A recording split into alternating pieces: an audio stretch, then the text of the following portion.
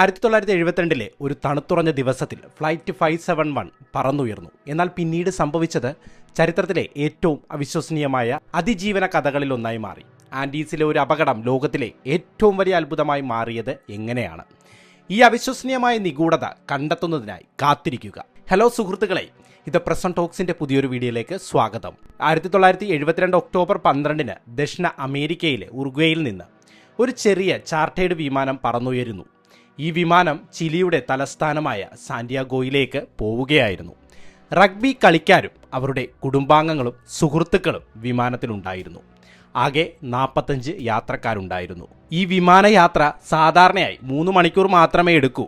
എന്നിരുന്നാലും വിശാലമായ ആൻഡീസ് പർവ്വത നിരകളിലൂടെയാണ് ഈ റൂട്ട് കടന്നു പോകുന്നത്. ലോകത്തിലെ ഏറ്റവും ദൈർഘ്യമേറിയ പർവ്വത നിരയാണ് ആൻഡീസ്. ഹിമാലയത്തിന് പുറത്തുള്ള ഏറ്റവും ഉയരമുള്ള ചില കൊടുമുടികൾ അവിടെയുണ്ട്. ഈ അതിശയകരമായ പർവ്വതങ്ങൾ ഈ വിമാനത്തിലെ യാത്രക്കാർക്ക് വിനാശകരമായി മാറി. അതേ സുഹൃത്തുക്കളെ, ഭയപ്പെടുത്തുന്നതും അത്ഭുതകരവുമായ സംഭവങ്ങൾക്കും ഈ യാത്രക്കാർ സാക്ഷ്യം വഹിച്ചു. ആ ദിവസം പർവ്വതങ്ങളിൽ കൊടുങ്കാറ്റായിരുന്നു. വിമാനത്തിന് യാത്ര തുടരാൻ കഴിയില്ലായിരുന്നു. പൈലറ്റുമാർ പാതി വഴിയിൽ നിർത്തി അടുത്ത ദിവസം പറക്കൽ പുനരാരംഭിക്കാൻ തീരുമാനിച്ചു. അങ്ങനെ രാത്രിയിൽ വിമാനം അർജന്റീനയിലെ മെൻഡോസയിൽ ലാൻഡ് ചെയ്തു. വെറും 3 മണിക്കൂർ നീണ്ടു നിൽക്കേണ്ട യാത്ര മോശം കാലാവസ്ഥയെ തുടർന്ന് വൈകി. അടുത്ത ദിവസം ഒക്ടോബർ 13 ഉച്ചയ്ക്ക് 2:18 വിമാനം വീണ്ടും പറന്നുയർന്നു. കാലാവസ്ഥ തെളിഞ്ഞു. ആദ്യ മണിക്കൂർ വിമാനം സുഗമമായിരുന്നു. എന്നാൽ ഉച്ച കഴിഞ്ഞ് 3:21 സാന്റിയാഗോയിലേക്ക് ഇറങ്ങുമ്പോൾ വിമാനം പ്രക്ഷുബ്ധമായ കാലാവസ്ഥയിലേക്ക് പ്രവേശിച്ചു. ഉയർന്ന പർവ്വതങ്ങളാൽ ചുറ്റപ്പെട്ടതിനാൽ വിമാനം ശക്തമായി കുലുങ്ങാൻ തുടങ്ങി. മേഘങ്ങൾ വിമാനത്തെ മൂടി. പൈലറ്റുമാർക്കും യാത്രക്കാർക്കും പുറത്ത് ഒന്നും കാണാൻ കഴിഞ്ഞില്ല. പെട്ടെന്ന് അലാറങ്ങൾ മുഴങ്ങി. മുന്നറിയിപ്പ് ലൈറ്റുകൾ മിന്നി. എന്താണ് സംഭവിക്കുന്നതെന്ന് ആർക്കും മനസ്സിലായില്ല. പിന്നിലിരുന്ന റഗ്ബി കളിക്കാർ അത് ഗൗരവമായി എടുത്തില്ല. അവർ തമാശകൾ പറഞ്ഞ് രസകരമായി തുടരുന്നതിനിടയിൽ അവരിൽ ഒരാൾ ജനാലയിലൂടെ പുറത്തേക്ക് നോക്കിയപ്പോൾ മേഘങ്ങൾ മാഞ്ഞു പോകുന്നത് ശ്രദ്ധിച്ചു.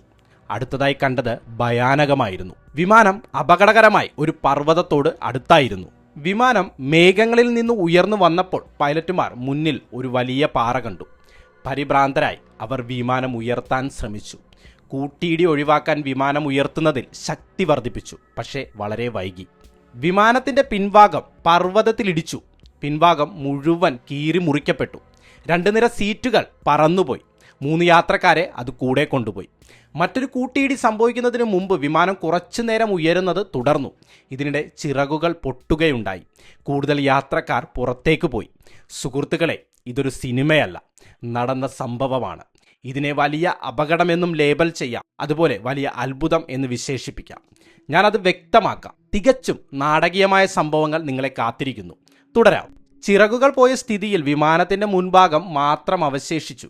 മണിക്കൂറിൽ 350 കിലോമീറ്റർ വേഗതയിൽ ഒരു ഹിമാനിയിൽ ഇടിച്ചു. 700 മീറ്റർ വേഗതയിൽ താഴേക്ക് പതിച്ചു. ആ ആഘാതത്തിൽ ഉള്ളിലുള്ളതെല്ലാം നശിച്ചു.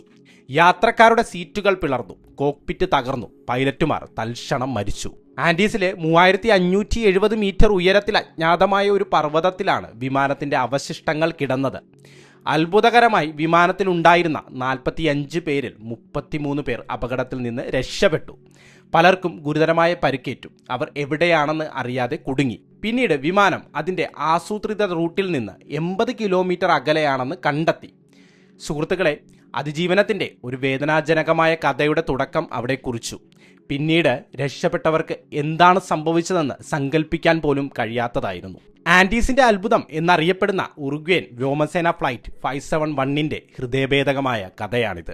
അപകടത്തിന് തൊട്ടുപിന്നാലെ രക്ഷപ്പെട്ട 2 യുവാക്കൾ, 19 വയസ്സുള്ള റോബർട്ടോ കനേസയും 20 വയസ്സുള്ള ഗുസ്താവോ സെർബിനോയും ഉടൻ തന്നെ പ്രവർത്തനത്തിലേക്ക് ഇറങ്ങി. ഇരുവരും മെഡിക്കൽ വിദ്യാർത്ഥികളായിരുന്നു. ആരൊക്കെ ജീവനോടെ ഉണ്ടെന്നും പരിക്കേറ്റവരെ എങ്ങനെ സഹായിക്കാമെന്നും അവർ ഉടൻ വിലയിരുത്താൻ തുടങ്ങി. പല യാത്രക്കാർക്കും ഗുരുതരമായ പരിക്കുകൾ പറ്റിയിരുന്നു. പക്ഷേ അവരുടെ ദുരിതം അവസാനിച്ചിരുന്നില്ല. തലയോട്ടിക്ക് പരിക്കേറ്റ് കോമയിലായിരുന്ന രക്ഷപ്പെട്ട 23 വയസ്സുള്ള ഫെർണാണ്ടോ പരാഡോ എന്ന ആൾ അവിടെ ഉണ്ടായിരുന്നു. പരിക്കേറ്റവരെ സഹായിക്കാൻ യാത്രക്കാരിൽ 2 മെഡിക്കൽ വിദ്യാർത്ഥികൾ പരമാവധി ശ്രമിച്ചു.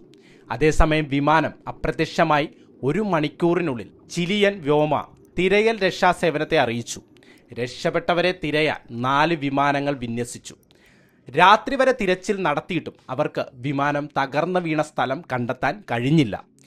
റേഡിയോ ട്രാൻസ്മിഷനുകളെ അടിസ്ഥാനമാക്കി വിമാനം ഒരു വിദൂരവും എത്തിച്ചേരാനാകാത്തതുമായ പ്രദേശത്ത് തകർന്നു വീണതായി രക്ഷാപ്രവർത്തകർ നിഗമനം ചെയ്തു. വെളുത്ത വിമാനം പൂർണ്ണമായും വെളുത്ത മഞ്ഞും ഐസും കൊണ്ട് മൂടപ്പെടുന്ന ഒരു പ്രദേശത്താണ് തകർന്നു വീണത്. ഇത് വിമാനം കണ്ടെത്താൻ വളരെ ബുദ്ധിമുട്ടുണ്ടാക്കി. ഒക്ടോബർ 13 രാത്രി അടുത്ത ദിവസം സഹായം എത്തുന്നതുവരെ ഒരു രാത്രി തണുപ്പിനെ അതിജീവിക്കേണ്ടതുണ്ടെന്ന് വിശ്വസിച്ചുകൊണ്ട് യാത്രക്കാർ പ്രതീക്ഷയിൽ ഉറച്ചുനിന്നു. തൊട്ടടുത്ത ദിവസം തന്നെ തങ്ങളെ രക്ഷപ്പെടുത്താൻ സേന എത്തുമെന്ന് അവർ ഉറച്ചു വിശ്വസിച്ചു. എന്നിരുന്നാലും പരിക്കേറ്റ 5 യാത്രക്കാർ ആ രാത്രി തണുപ്പിൽ മരിച്ചു. രക്ഷപ്പെട്ടവരുടെ എണ്ണം 33-ൽ നിന്ന് 28ആയി കുറഞ്ഞു. ബാക്കിയുള്ളവർ വിമാനത്തിന്റെ ബോഡി ഒരു ഷെൽട്ടറായി ഉപയോഗിച്ചു. തണുത്ത വായു തടയുന്നതിനും ഉള്ളിൽ ചൂട് നിലനിർത്തുന്നതിനും അവർ ലഗേജ്, സീറ്റുകൾ, മഞ്ഞ് എന്നിവ ഉപയോഗിച്ച് വിമാനത്തിന്റെ പിൻഭാഗം അടച്ചു. ഒക്ടോബർ 14 അർജന്റീന, ചിലി, ഉറുഗ്വേ എന്നിവിടങ്ങളിൽ നിന്നുള്ള 11 വിമാനങ്ങൾ തിരച്ചിൽ പ്രവർത്തനത്തിൽ പങ്കുചേർന്നു. അവർ ഉൾപ്പെടുത്തിയ തിരച്ചിൽ ഏരിയയിൽ ഈ ക്രാഷ് സൈറ്റ് ഉൾപ്പെട്ടിരുന്നു. പക്ഷേ അവർക്ക് അപ്പോഴും അത് കണ്ടെത്താനായില്ല. ലിപ്സ്റ്റിക് ഉപയോഗിച്ച് വിമാനത്തിന്റെ മേൽക്കൂരയിൽ SOS എഴുതാൻ രക്ഷപ്പെട്ടവർ ശ്രമിച്ചു. പക്ഷെ താമസിയാതെ അവരുടെ കൈവശമുള്ള ലിപ്സ്റ്റിക് കൊണ്ട് അത് പര്യാപ്തമല്ലെന്ന് മനസ്സിലായി. തുടർന്ന് വിമാനങ്ങൾ തിരയുമ്പോൾ അത് ദൃശ്യമാകുമെന്ന് പ്രതീക്ഷിച്ച് ഒരു വലിയ കുരിശ് സൃഷ്ടിക്കാൻ അവർ സ്യൂട്ട് കേസുകൾ മഞ്ഞിൽ ക്രമീകരിക്കാൻ ശ്രമിച്ചു. ഈ ശ്രമങ്ങൾക്കിടയിൽ 3 വിമാനങ്ങൾ അവരെ ശ്രദ്ധിക്കാതെ ആ ദിവസം തലയ്ക്കു മുകളിലൂടെ പറന്നുപോയി. ഒക്ടോബർ 15 ആയപ്പോഴേക്കും ജീവൻ നിലനിർത്താൻ വെള്ളം ആവശ്യമാണെന്ന് രക്ഷപ്പെട്ടവർ മനസ്സിലാക്കി. യാത്രക്കാരിൽ ഒരാളായ ഫിറ്റോസ്ട്രോച്ച് സോളാർ കളക്ടറായി ഒരു ലോക ഷീറ്റ് ഉപയോഗിച്ച് മഞ്ഞുരുകാനുള്ള ഒരു മാർഗം കണ്ടെത്തി. ഒഴിഞ്ഞ വൈൻ കുപ്പികളിൽ വെള്ളത്തുള്ളികൾ ശേഖരിച്ചു. സീറ്റ് തലയണകൾ സ്നോഷുകളായി പുനർനിർമ്മിച്ചു. സീറ്റ് കവറുകളിൽ നിന്നുള്ള കമ്പിളി തണുപ്പിൽ നിന്ന് സ്വയം സംരക്ഷിക്കാൻ ഉപയോഗിച്ചു. അപകടം നടന്ന് 3 ദിവസത്തിന് ശേഷം ഒക്ടോബർ 16 തലയോട്ടിക്ക് പരിക്കേറ്റ ഫെർണാണ്ടോ പരാഡോ ബോധം വീണ്ടെടുത്തു. ഉണർന്നപ്പോൾ തൻ്റെ അമ്മ അപകടത്തിൽ മരിച്ചതായും 19 വയസ്സുള്ള തൻ്റെ സഹോദരിക്ക് ഗുരുതരമായി പരിക്കേറ്റതായും അദ്ദേഹം മനസ്സിലാക്കി. പെങ്ങളുടെ ജീവൻ നിലനിർത്താൻ പരാഡോ തന്നാൽ കഴിയുന്നതെല്ലാം ചെയ്തു.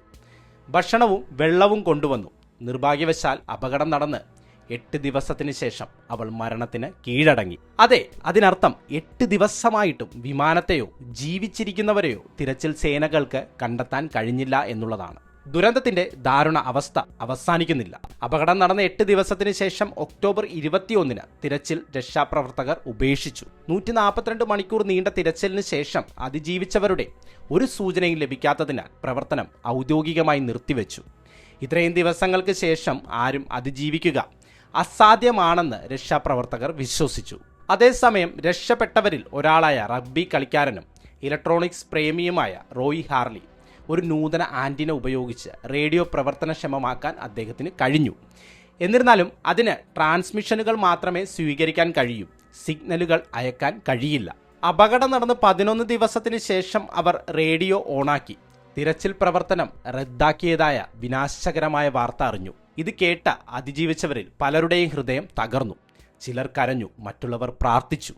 എന്നിരുന്നാലും ഫെർണാണ്ടോ പരാഡോ ശാന്തനായി നിശബ്ദമായി തന്റെ അടുത്ത നീക്കം ആസൂത്രണം ചെയ്തു. 11-ാം ദിവസമായപ്പോഴേക്കും അവരുടെ ഭക്ഷണ വിതരണം ഏതാണ്ട് പൂർണ്ണമായും തീർന്നു. തുടക്കത്തിൽ അവർക്ക് 8 ചോക്ലേറ്റ് ബാറുകൾ, 3 ചെറിയ ജാർ ജാം, 1 ജാർ ബദാം, 1 പെട്ടി നിലക്കടല, കുറച്ച് ഈത്തപ്പഴം, മിഠായികൾ, ഉണങ്ങിയ പ്ലംസ്, കുറച്ച് കുപ്പി വൈൻ എന്നിവ മാത്രമേ ഉണ്ടായിരുന്നുള്ളൂ.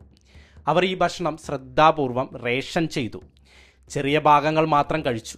3 ദിവസത്തേക്ക് പരാഡോ ഒരു ചോക്ലേറ്റ് പൊതിഞ്ഞ നിലക്കടല കഴിച്ചു ജീവിച്ചു. ഈ അവസ്ഥ ഒന്ന് ആലോചിച്ചു നോക്കൂ. ഭക്ഷണത്തിന്റെ ലഭ്യതക്കുറവ് കൂടാതെ രക്ഷാപ്രവർത്തനം അവസാനിപ്പിച്ച സാഹചര്യം. ഒടുവിൽ ഭക്ഷണം തീർന്നു. 3800 മീറ്റർ ഉയരത്തിൽ മരങ്ങളോ സസ്യങ്ങളോ മൃഗങ്ങളോ ഉണ്ടായിരുന്നില്ല. നിരാശയോടെ ചില അതിജീവിച്ചവർ വിമാന സീറ്റുകളിൽ നിന്ന് പഞ്ഞിയും തുകലും കഴിക്കാൻ ശ്രമിച്ചു. പക്ഷേ ഇത് അവരെ രോഗികളാക്കി. മറ്റു മാർഗങ്ങളൊന്നുമില്ലാതെ അതിജീവിച്ചവർ ഒരു കടുത്ത തീരുമാനമെടുത്തു. അതിജീവിക്കാൻ മരിച്ചവരുടെ മൃതദേഹങ്ങൾ കഴിക്കേണ്ടി വരും. മരിച്ചവരിൽ പലരും സുഹൃത്തുക്കളോ കുടുംബാംഗങ്ങളോ സഹപ്രവർത്തകരോ ആയിരുന്നതിനാൽ ഇത് അവിശ്വസനീയമാം വിധം ബുദ്ധിമുട്ടുള്ള ഒരു കാര്യമായിരുന്നു. ആദ്യം ശ്രമിച്ചത് കനേസയായിരുന്നു. ചിലർ ആദ്യം വിസമ്മതിച്ചു. 2 ദിവസത്തിന് ശേഷം മറ്റു മാർഗങ്ങളൊന്നും തന്നെ ഇല്ലാതെ മറ്റുള്ളവരും കീഴടങ്ങി. അതെ, വിശപ്പടക്കാനും ജീവൻ നിലനിർത്താനും മരിച്ചവരുടെ മൃതദേഹങ്ങൾ കഴിക്കേണ്ടി വന്നു. ദിവസങ്ങൾ കൂടി. അപകടത്തിന് 16 ദിവസങ്ങൾക്ക് ശേഷം ഒക്ടോബർ 29 ആയപ്പോഴേക്കും ഈ ഭക്ഷണ സ്രോതസ്സും വേഗത്തിൽ തീർന്നു. അതിജീവിച്ചവർക്ക് വീണ്ടും ഓപ്ഷനുകൾ ഇല്ലാതായി. ആ രാത്രിയിൽ ഒരു ഹിമപാതത്തിന്റെ രൂപത്തിൽ ദുരന്തമുണ്ടായി. വൻതോതിൽ മഞ്ഞ് അതിവേഗം താഴേക്ക് പതിച്ചു. തകർന്ന വിമാനത്തെ മൂടിക്കളഞ്ഞു. 8 പേർ കൂടി ശ്വാസം മുട്ടി മരിച്ചു. 19 പേർ മാത്രമേ അവശേഷിക്കുന്നുള്ളൂ. മഞ്ഞിനടിയിൽ കുടുങ്ങി അതിജീവിച്ചവർ രക്ഷപ്പെടാൻ വഴിയൊരുക്കാൻ ശ്രമിച്ചു. വായു സഞ്ചാരത്തിനായി ഒരു ദ്വാരം സൃഷ്ടിക്കാൻ പരാഡോ ഒരു ലോഹത്തൂൺ ഉപയോഗിച്ചു. 2 ദിവസത്തെ കഠിനാധ്വാനത്തിന് ശേഷം ഉപരിതലത്തിലേക്ക് ഒരു തുരങ്കം കുഴിക്കാൻ അവർക്ക് കഴിഞ്ഞു. പക്ഷേ ഒരു മഞ്ഞുവീഴ്ചയെ വീണ്ടും നേരിടേണ്ടി വന്നു. അത് അവരെ മഞ്ഞുഗുഹയിലേക്ക് തിരികെ കൊണ്ടുപോയി. അതിജീവിക്കാൻ പാടുപെടുന്നതിനിടയിൽ ഇടുങ്ങിയതും തണുത്തുറഞ്ഞതുമായ അവസ്ഥകൾ സഹിച്ചുകൊണ്ട് അവർ വീണ്ടും 3 ദിവസം അവിടെ തുടർന്നു. 3 ദിവസത്തിന് ശേഷം അവർ ഉപരിതലത്തിലേക്ക് മടങ്ങി. കാലാവസ്ഥ വീണ്ടും തെളിഞ്ഞു. പുറത്തെത്തിയപ്പോൾ രക്ഷാപ്രവർത്തകർ ആരും രക്ഷിക്കാൻ വരുന്നില്ലെന്ന് തിരിച്ചറിഞ്ഞു. ജീവൻ നിലനിർത്തണമെങ്കിൽ അവർ സ്വയം പരിശ്രമിക്കേണ്ടതുണ്ട്. അപകട സ്ഥലത്ത് സഹായത്തിനായി കാത്തിരിക്കുന്നതിൽ അർത്ഥമില്ല. അതിജീവിക്കാൻ സാധ്യമായതെല്ലാം ചെയ്യാൻ അവർ തീരുമാനിച്ചു. കനേസ, പരാഡോ, വിസിൻഡിൻ എന്നിവർ അതിജീവിച്ചവരിൽ ആരോഗ്യപരമായും മാനസികപരമായും ശക്തരായിരുന്നു. സഹായം തേടാൻ സഹായിക്കുന്നതിൽ ഈ 3 പേർക്ക് കൂടുതൽ ഭക്ഷണവും ചൂടുള്ള വസ്ത്രങ്ങളും നൽകണമെന്ന് അവർ തീരുമാനിച്ചു. അവരുടെ ആദ്യ ദൗത്യം അവരുടെ സ്ഥാനം കണക്കാക്കുക എന്നതായിരുന്നു. അപകടത്തിന് മുമ്പ് വിമാനം കുരിക്കോയി എന്ന ഇടത്തുകൂടി കടന്നു പോയതായി സഹ പൈലറ്റ് പറഞ്ഞിരുന്നു.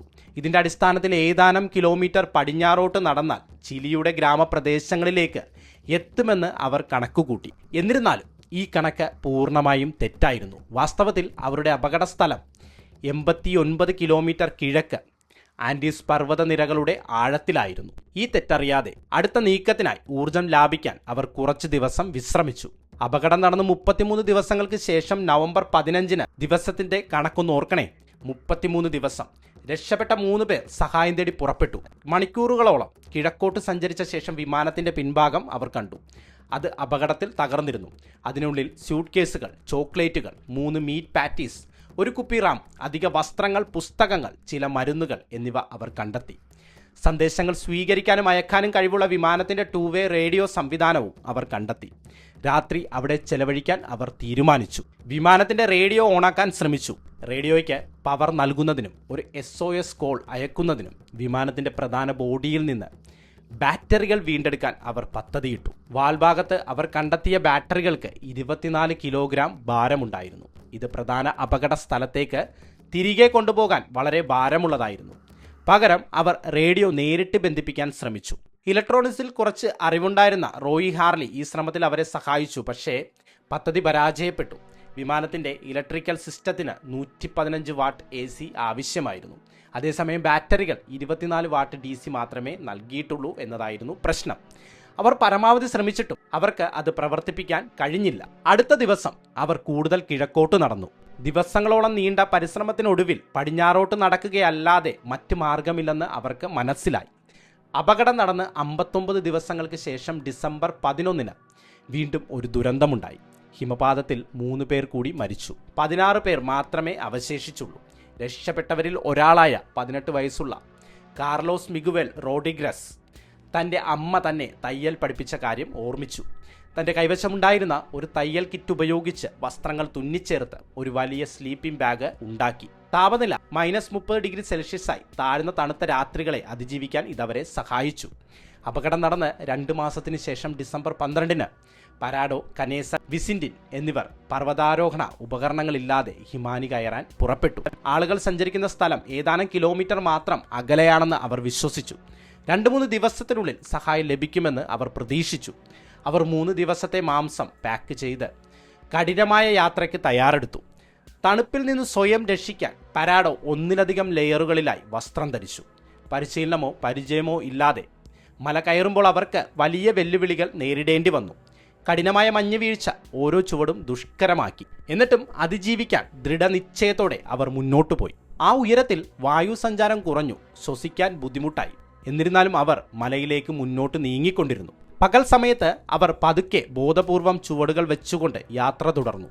രാത്രിയിൽ അവർ 3 ഒറ്റ സ്ലീപ്പിംഗ് ബാഗ് പങ്കിട്ടു. ചൂടിനെ നിലനിർത്താൻ കഴിയുന്നത്ര അടുത്ത് കെട്ടിപ്പിടിച്ചു.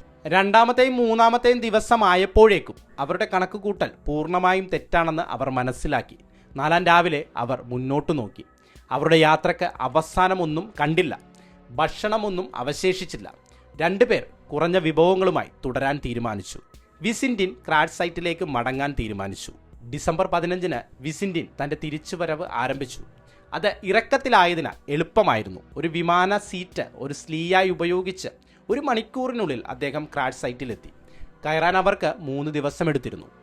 അതേസമയം പരാഡോയും കനേസയും കയറുന്നത് തുടർന്നു. 3 മണിക്കൂറിന് ശേഷം അവർ പർവ്വതത്തിൻ്റെ കൊടിമുടിയിലെത്തി. എല്ലാ ദിശകളിലേക്കും അനന്തമായി നീണ്ടുകിടക്കുന്ന മഞ്ഞുമൂടിയ പർവ്വതങ്ങൾ മാത്രമാണ് അവർ കണ്ടത്. എനിക്ക് ശ്വസിക്കാൻ കഴിഞ്ഞില്ല, എനിക്ക് സംസാരിക്കാൻ പോലും കഴിഞ്ഞില്ല, എനിക്ക് ചിന്തിക്കാൻ പോലും കഴിഞ്ഞില്ല. ഞങ്ങൾ കണ്ടത് ഭയാനകമായിരുന്നു. പച്ച താഴ്വരകൾക്ക് പകരം ചക്രവാളം വരെ 360 ഡിഗ്രി നീളത്തിൽ വ്യാപിച്ചു കിടക്കുന്ന മഞ്ഞുമൂടിയ കൊടുമുടികൾ മാത്രമാണ് ഞങ്ങൾക്ക് കാണാൻ കഴിഞ്ഞത്. പരാഡോ പിന്നീട് പറഞ്ഞ വാക്കുകളാണത്. പ്രതീക്ഷയ്ക്കായി തീവ്രമായി തിരഞ്ഞപ്പോൾ പടിഞ്ഞാറൻ ചക്രവാളത്തിൽ മഞ്ഞുവീഴ്ച ഇല്ലാത്ത 2 വിദൂര കൊടുമുടികൾ പരാഡോ കണ്ടു. ആ ദിശയിലേക്ക് പോകാൻ അവർ തീരുമാനിച്ചു. പരാഡോയും കനേസയും ദിവസങ്ങളോളം കാൽനട യാത്ര തുടർന്നു. ഒടുവിൽ അവർ ഒരു താഴ്വരയിലേക്ക് ഇറങ്ങി. ഒരു നദി ഒഴുകുന്നത് കണ്ടു. അവരുടെ കഠിനമായ യാത്രയിൽ ആശ്വാസത്തിൻ്റെ ഒരു നിമിഷമായിരുന്നു അത്. നദിയുടെ അടുത്തേക്ക് അവർ നീങ്ങി. 9 ദിവസത്തെ ട്രെക്കിങ്ങിന് ശേഷം ഡിസംബർ 20-ന് മനുഷ്യ സാന്നിധ്യത്തിൻ്റെ അടയാളങ്ങൾ അവർ കണ്ടു. ഒരു വയലിൽ പശുക്കൾ മേയുന്നു.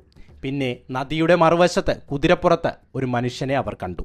പരാഡോ നിലവിളിക്കാൻ ശ്രമിച്ചു. പക്ഷെ നദിയുടെ ഇരമ്പൽ അദ്ദേഹത്തിൻ്റെ ശബ്ദത്തെ മുക്കിക്കൊന്നു.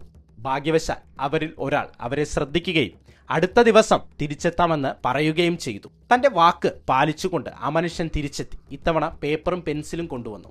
അയാൾ പേപ്പറും പെൻസിലും ഒരു റോപ്പ് കൊണ്ട് ഒരു പാറയിൽ കെട്ടി നദിക്ക് കുറുകെ എറിഞ്ഞു. ആദ്യമായി പരാഡോയ്ക്ക് പുറം ലോകത്തിന് ഒരു സന്ദേശം അയക്കാൻ കഴിഞ്ഞു.